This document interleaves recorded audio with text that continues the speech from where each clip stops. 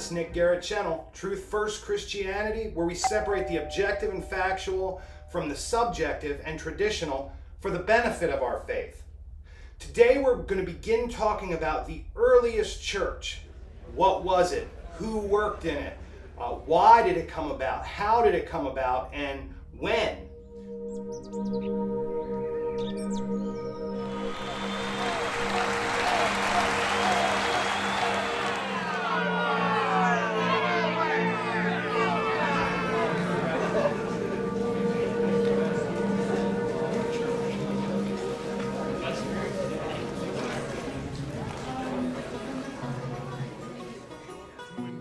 Suffering for the name of Christ.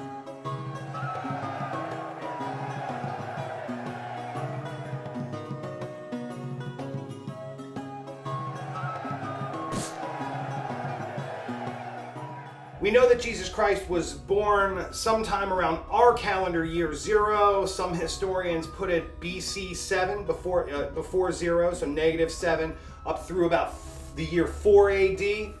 This map is going to factor heavily. This is a map of the Roman Empire from 44 BC to 117 AD, or 117 in the Common Era. The maroonish areas represent territory at the end of Julius Caesar's reign in about 44 BC. The green areas are the areas that came about, Rome conquered them during the earliest Christian period, while the Christian apostles, the first 7 deacons, the first 70 disciples, and Jesus himself were alive between 27 BC and about 14 AD. The blue areas represent the extent of the Roman Empire in 117. So the green areas are the first primary focus. Now these pins, clear, black, and red, represent individuals, bishops, apostles, and deacons that are known to have been in these areas during the earliest church period. To understand early Christianity is to understand late Jewish theocracy.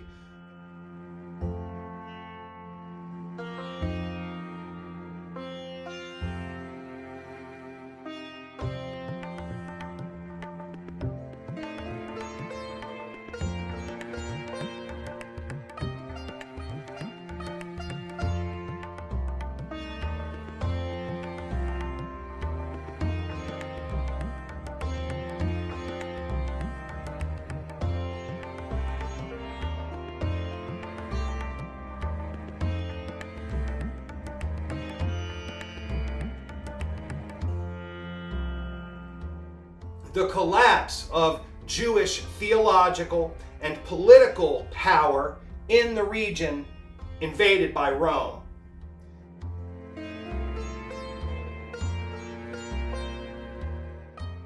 There's a triangulation, an interesting triangulation that occurs.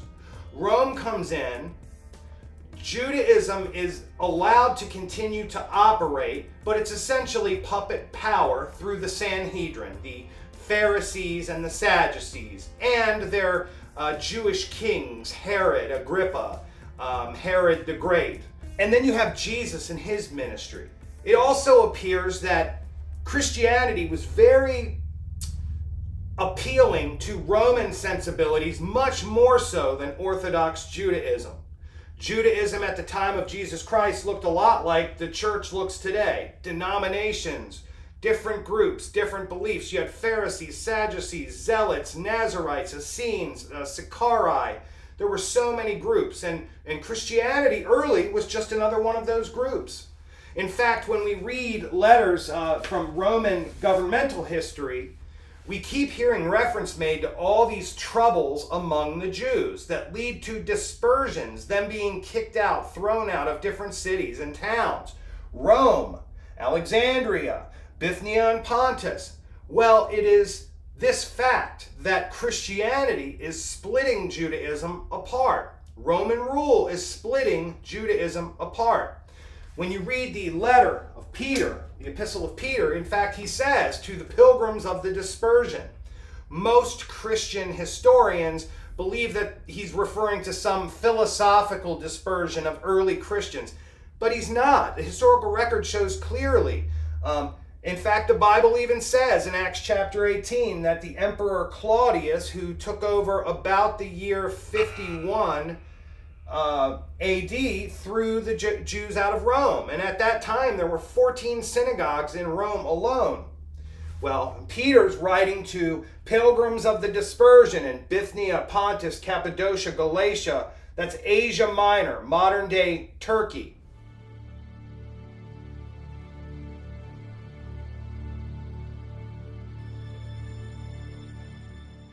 You have a merging of worlds. You have the end of the Hellenistic era in places like Bithynia, Pontus. Stephen, the martyr, and Nicanor, another deacon, was also stoned with him.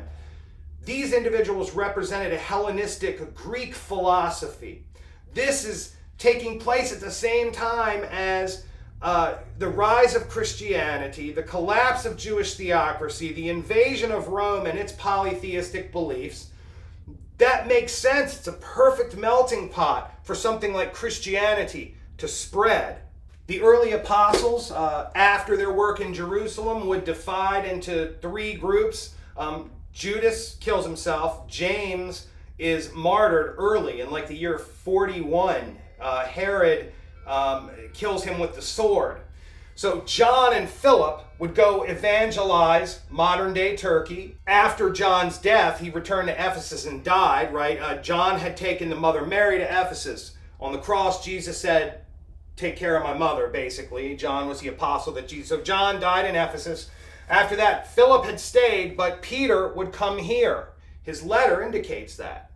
And he was with Matthew, Andrew, and Bartholomew, or Nathaniel. Andrew would end up coming north here and evangelizing this area. So for a while anyway, Peter and Matthew were working here. Peter is listed as the first bishop of Antioch, but there's some conflict because he's also listed as the first bishop of Rome. That's not uncommon, and it makes sense in a way that you would see maybe one of the Christian apostles or spiritual leaders establish leadership in one area and then go to another. It's not altogether uncommon, but the years don't quite match up. So we have to use interpolation. It doesn't mean that there's lies. Usually when you study the historical sources, you come across mistakes that are a result of language, common names like John, James, Mark. I haven't found one thing where I discover a discrepancy that is rooted in a lie. They're all rooted in historical fact. I'll give you a good example. We can say that James, there are 3, at minimum 4 at most, Jameses in the earliest church. You have James Zebedee, James the Less, who might have been the brother of Jesus or the brother of Matthew, depending on how you read the Gospels.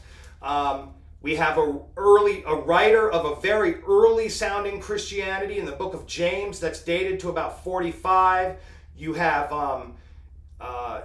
the first bishop of Jerusalem in a James. You have James, a brother of Jesus. You have one James who is killed by Herod Agrippa, who is believed to be James Zebedee. You have another one who the Sanhedrin tries to bribe, James the Just, Jesus' brother. So these are just, over time, what used to take an entire volume of history is reduced to 1 or 2 narrative sentences. It's not lies. None of it is. I can't find any. In fact, I found that out of, regarding the 70 or 72 disciples that are sent out in Luke 10, many of them end up becoming bishops. And I find that there's only 2 places that archaeology doesn't confirm actually existed and actually has Christian artifacts that date to the time period they're said to be dated to.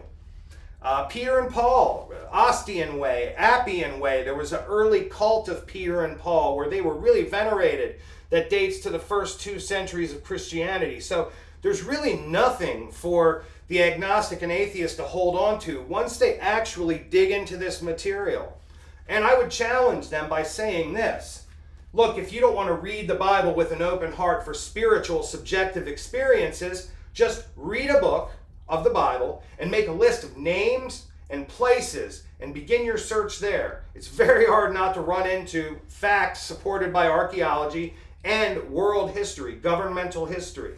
By the way, let me take a quick minute just to give proper credit to the sources I'm using for this particular material.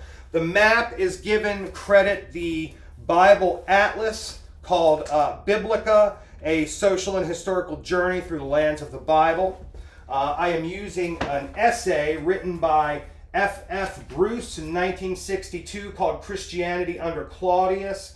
This is Ryland University's professor of biblical criticism and exegesis. I'm using the New King James Bible. I'm using the first volume of the Church Fathers for the history of Eusebius, and I'm using a Catholic book called 100 Saints that gives some historical and traditional information on each of the apostles. Thank you for that. So anyway, it's good to be back. I look forward to having these discussions with you. You can get the map in the video description, and I'll also put it up on screen as we continue to go through this subject matter. Please visit EvangelistNickG.com. If you feel so compelled, you can support our work on PayPal, Cashapp, or Venmo. Most of that money goes to time, research, video production. On Amazon.com/NicholasGarrett, you can buy one of the books in the Just Tell Me the Truth About Christianity series. On our Teespring store, you can get some various shirts. This one is a picture that I took in the catacombs of the Franciscan monastery, and you've got the Truth First Christianity on the back. The plain white tee has our YouTube channel with St. Andrew's Cross on the back, and it also has Truth First Christianity on the front. And then we've got our Nephilim hoodie. There were Nephilim on the earth in those days and also after that. Really appreciate you being here, and I look forward to talking to you next time. Thanks.